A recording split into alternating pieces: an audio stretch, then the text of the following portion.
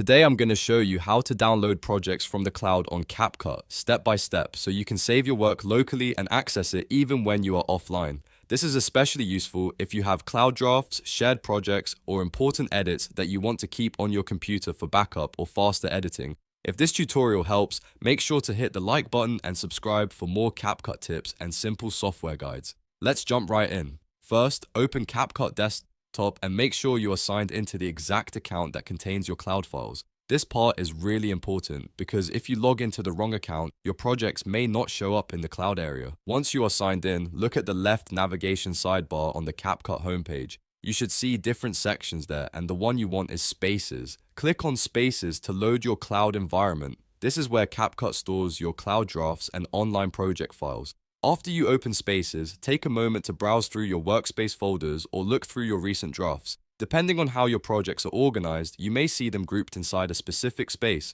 or listed under recent items. Find the project you want to download from the cloud. Once you have located the correct draft, move your mouse over the project card. On the card, you should see a 3 dots icon. Click that menu, or if you prefer, right-click the project to open the options. From the list that appears, select Download.